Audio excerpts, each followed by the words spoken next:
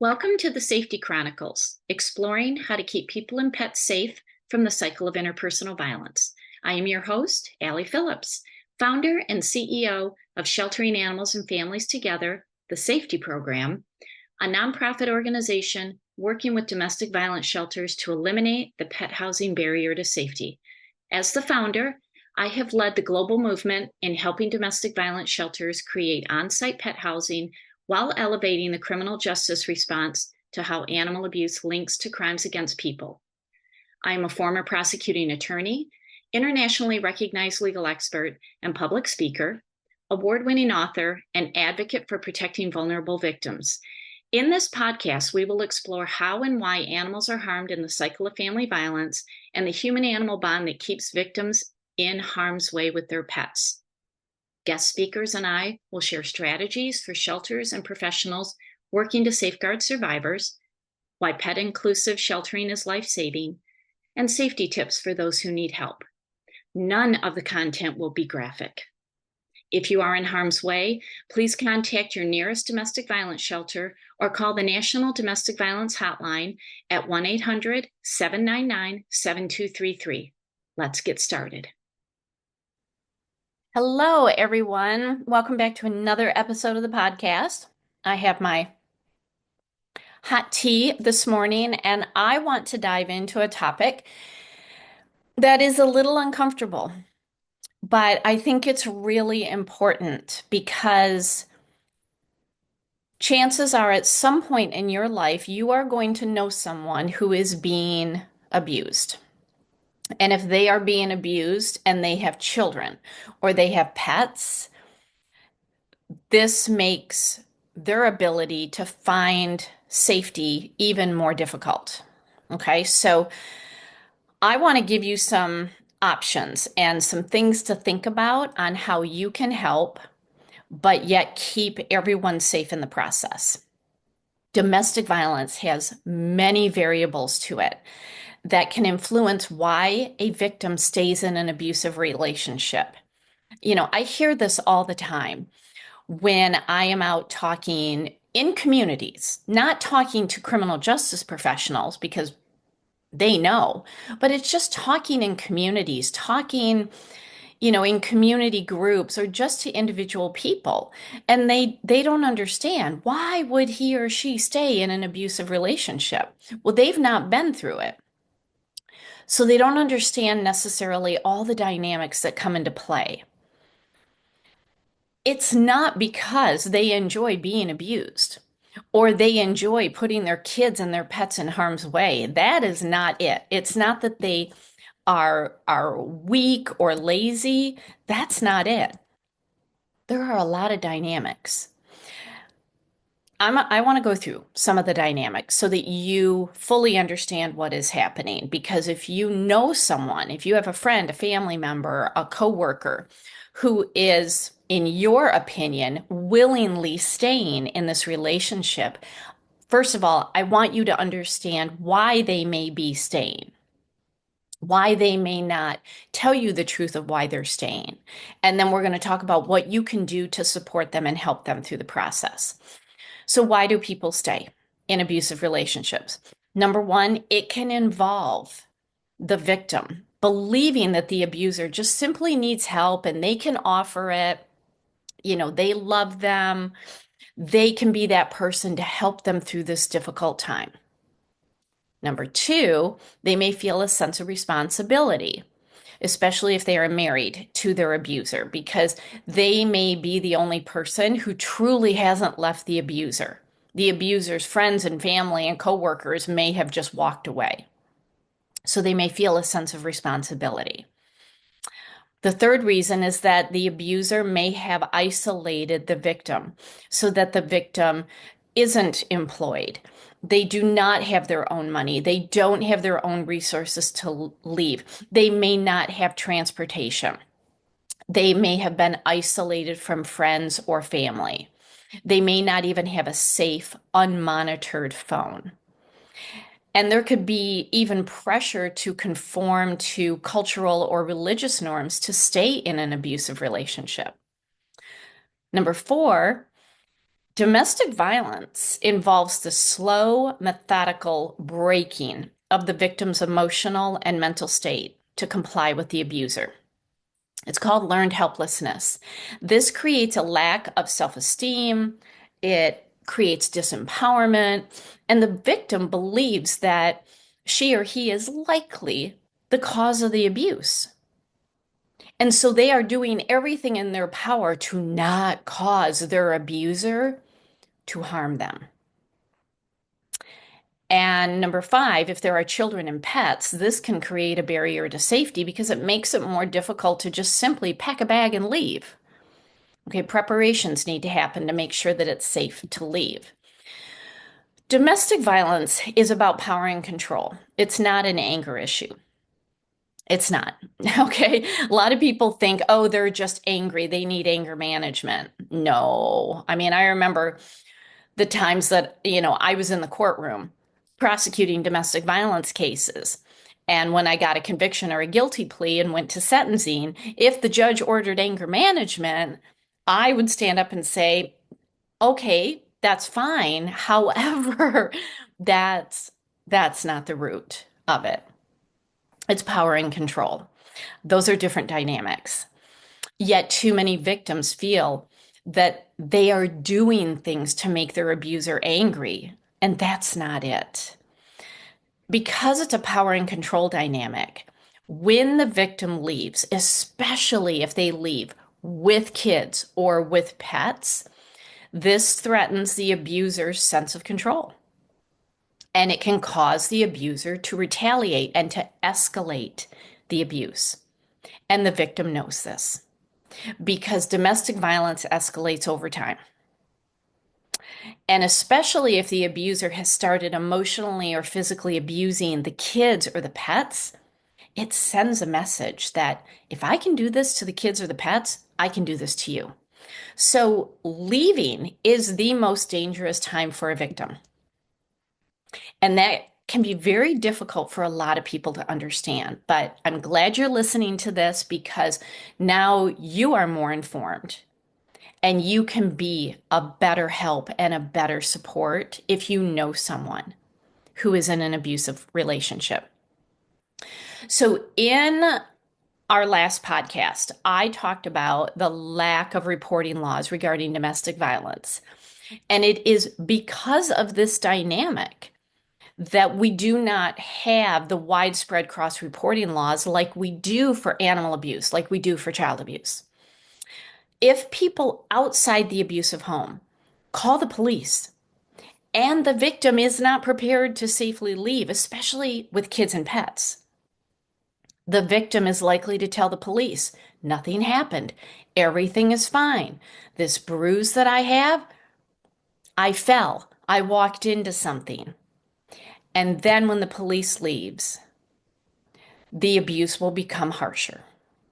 And that is the dynamic. And I saw this decades ago when I was in the courtroom. Literally saw this. Saw this in the one woman in particular that caused me in a moment to create the SAFeTY program. Okay, so what do you do? Because if you don't know somebody who is in an abusive relationship, chances are in the future you will know someone. So what do you do? If you have a friend, a family member, a coworker that is in an abusive relationship, not that you just highly suspect it, but like maybe they have confided in you, or maybe you saw the abuser behaving in a controlling way. Okay, so all of these recommendations that I'm about to make need to be done in person or in a phone call when the victim is in a private, safe place where there's no recording devices, there's no monitoring happening. I cannot emphasize this enough. Do not text, do not email, and do not message any of this helpful information. Do not text, email, or message the victim about what you suspect or what is happening. You need to have this agreement with your friend, family member, coworker that you are going to do things live in person or on a phone if the phone is safe. And that's the thing. A lot of abusers take control of the phone. And they could put an app on there where they're tracking everything. So you need to, number one, do this safely for your loved one. But you need to do it safely for you too, because you do not need to get in the crossfire. Okay, so the next thing is you need to let this person, friend, family, coworker, neighbor, whoever it is, you need to let them know that you are there to support them and to be a resource, to basically be the boots on the ground, helping to get things prepared for them to safely leave and to even be there to support them after they leave. As you help, it is really important that the victim not talk about you in the presence of the abuser. Okay, so there needs to be like no conversation over dinner or, hey, I saw Jenny and we went and had ice cream today, because now you are in the radar of the abuser. There needs to be no conversation at all. So you need to make that agreement with the victim. And then because you do not need this abuser intimidating or threatening you or your family, okay? You can't help if that is happening. Now, what you're going to do is do the research, but in private, and only share it verbally with the victim. And you're going to share it in private, or you can just say, I have everything that you need when it is safe for you to leave. I have it. Okay, you just got to let me know. All right. So, what are the sort of things that you need to research? Number one is safety planning. Okay, what information and what items need to be prepared for the moment that the victim is ready to leave? I mean, basically, you're packing a bag for everyone, the victim, any children, and any pets.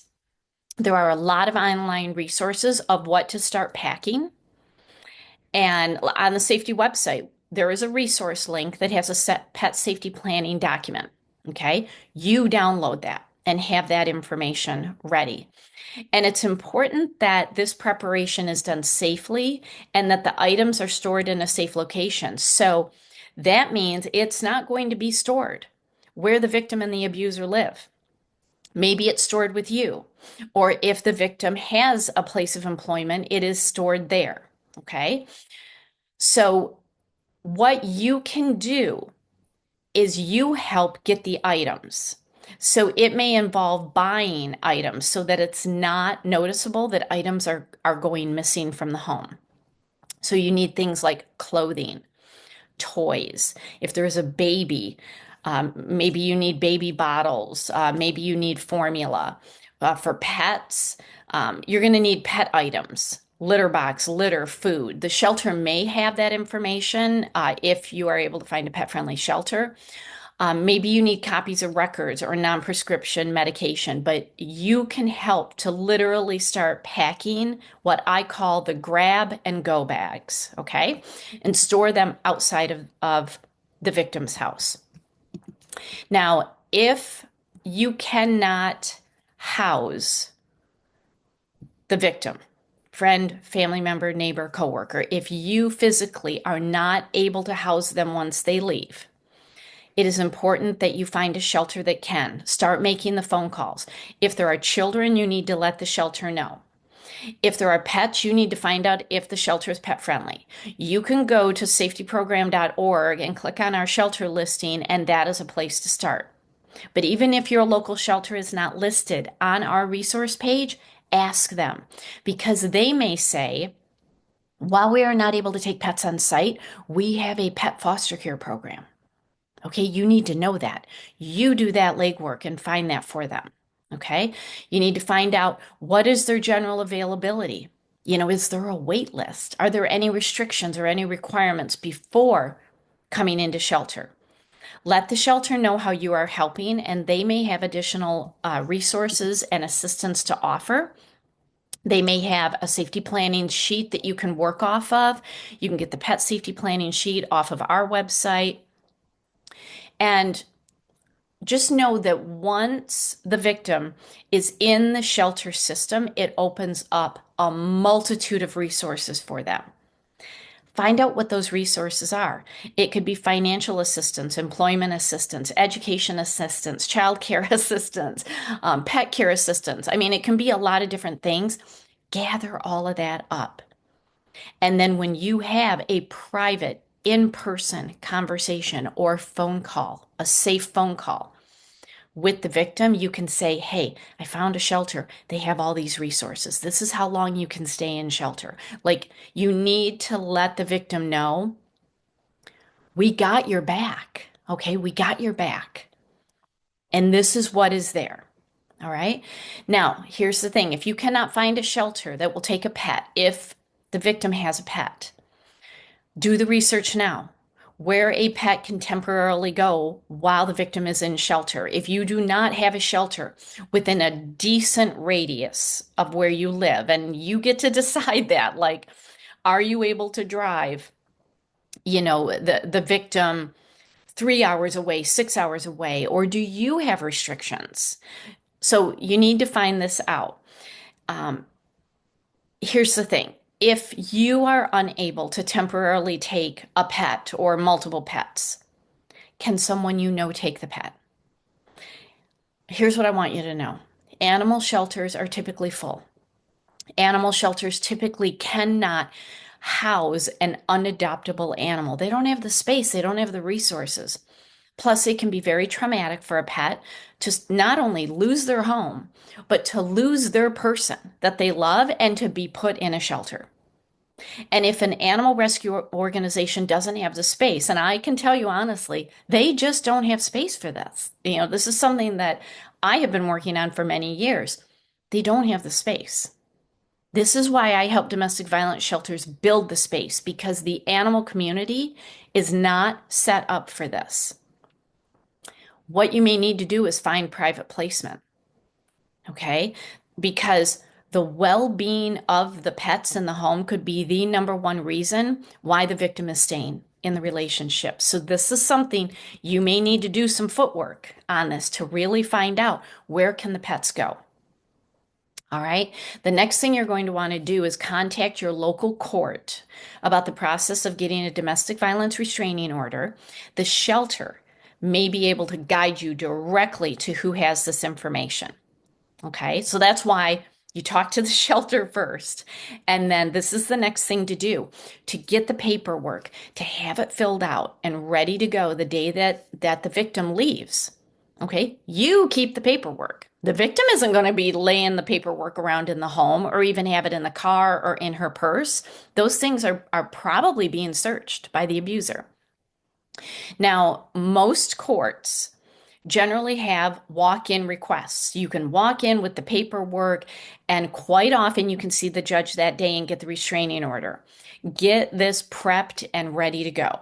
Make sure that kids and pets are listed in the restraining order request. List any property like a car that needs to be protected, a place of employment, or another location. Okay, make sure that's in the restraining order. Now, a lot of people say, well, a restraining order is just a piece of paper and it's not going to stop the abuser from coming after the victim. You're right. You're right. I totally agree with that, because I prosecuted a lot of those cases. But the restraining order gives the police something to work with, gives the prosecutor something to work with. Okay, so sometimes there can be enhanced penalties. And if there is a violation of the restraining order, even if it doesn't involve abuse, the judge can immediately put the abuser in jail. Okay, so this is a good thing to do. Definitely get the information ready for a restraining order. And one thing that I want to say throughout this process, you care. Okay, you care, and you want your friend, family member, coworker, neighbor to be safe. You cannot pressure or push them into leaving. This is the hardest part of this process. I dealt with this as a prosecutor when I couldn't even get the victim to come to court, or when they came to court and they were not truthful. And the case, I either had a not guilty or I had to dismiss the case. They are terrified. Okay, you can't push them. They know the abuser best. They know when it is not safe to leave, and they know when it will be safe to leave. And they are likely fearful that the situation is going to escalate. Be supportive, be resourceful, do your best to not be judgmental about it. Okay? Be there to help them and hold their hand. Now, what do you do if the victim is being abused and is in denial and is unwilling to have any help? Oh my gosh, that is like the worst feeling when they are making excuses for the abuser. They are in denial. They are lying to themselves. It is a reality for many. All I can recommend is, again, do not pressure, do not push them. You may be the only person that hasn't walked away from them, because it is difficult to be in the life of a victim of domestic violence who is in denial. It is very challenging, and it is going to challenge you as a person. My best recommendation is to stay connected, be supportive, be helpful, because there is going to come a time when they are ready to leave. And if they have no one, that's where the danger sets in. Now, hopefully, they are not telling the abuser about you, but be supportive, be helpful, help them start seeing that they are in harm's way. It could be little things where maybe you just ask them, are you safe today? Are you safe? Like, they need to be able to trust you, to tell you things, and then you can gently, non-judgmentally help them see that this is not normal behavior. Okay, don't just start sending them websites and the domestic violence hotline. Like, they're not ready for that, and they will push you away. If you push too hard, they will push harder and push you away, and you do not want them cutting off ties with you. Okay, being a resource, being supportive, and being there. It's going to be very, very hard to watch, but you literally could save their life, the life of their children, and the life of their pets. Just know that. Please know that. So these are just a few things that you can do quietly to offer help and to offer support for a friend, a family, a coworker, a neighbor, or someone that you know, and it doesn't jeopardize their safety or your safety until they are prepared to leave. So please share this podcast with everyone that you know, because I can sadly guarantee that if you already have not known a victim of domestic violence, you will in the near future. All right. Please comment below if you have any questions. You can even email through the SAFeTY Program website if you have any questions. We are here to help. All right. Take care, be safe, and thank you for listening. If you are in harm's way and need help, please visit the Pet Inclusive Shelter listing at safetyprogram.org, call your nearest domestic violence shelter, or call the National Domestic Violence Hotline at 1-800-799-7233. Want to support our efforts and help us keep the SAFeTY Startup Manual free for domestic violence shelters? Consider donating at safetyprogram.org/donate. Your donation saves lives.